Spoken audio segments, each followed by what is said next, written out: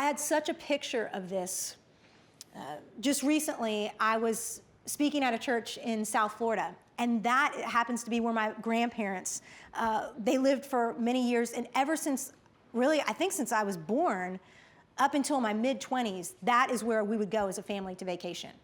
And my grandfather and my grandmother, they were about 25 minutes away from the beach, and when my grandfather, my pop, he was crazy. He had this convertible Mercedes, and it was so beautiful. And the second I would get there, once I was 16, he would just hand me the keys. Just go have fun at the beach. And I was like, yes, absolutely, I'm gonna go do that. And he was just the best guy. I mean, just truly, it never even crossed his mind that I could just drive that thing right into the ocean, you know?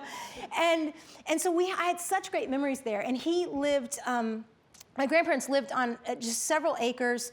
They had horses. They had this pond that I would fish out of. They had a pool.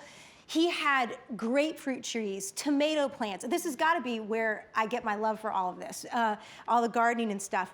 Because in the morning, I would come down for breakfast, and literally he'd be slicing into the grapefruits, and he'd do them individually for me. I mean, I have nobody like this left in my life, okay?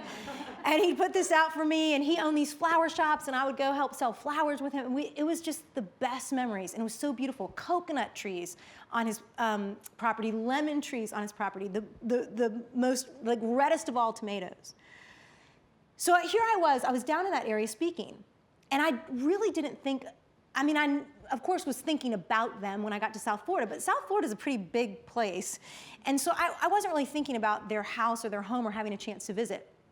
I was driving down the road in my rental car, and all of a sudden I looked up and I saw this billboard that has been there. I mean, surely they've updated it, but it has been there for 20, 25 years, and I knew right away exactly where I was. Oh my goodness, I'm 1 mile from my pop and my grandma's house. So I took a right turn, took a left turn, went down a little bit, took another right, took a left, heading down the road. And I'm waiting for the pillars, the gates. They had these great, just really cool gates that would open up to the house.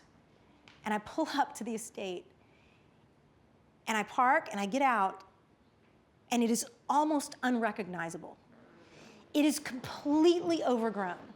I cannot even see the house for how overgrown it is. And this is, like, my pop, he was the most meticulous man on planet Earth. You want to talk about a vine dresser, a husbandman. I mean, he was out on his lawnmower if the grass got this high. He was out there, he'd be out there doing the whole thing. Now I do now recognize, and as an adult, that a lot of him being out there was to get away from my grandmother. But, say that a little bit tongue-in-cheek, sort of. But anyhow, you know how that goes. And he's out there mowing, and I couldn't believe it. The whole place was a disaster. There were rotting, rusting cars in the backyard. And it was just terrible. And I got into the car, and as I drove away, I thought, of course, because the vine dresser is gone. He's gone. My pop passed away 7 or 8 years ago. He's gone. And there's nobody there left to make it beautiful.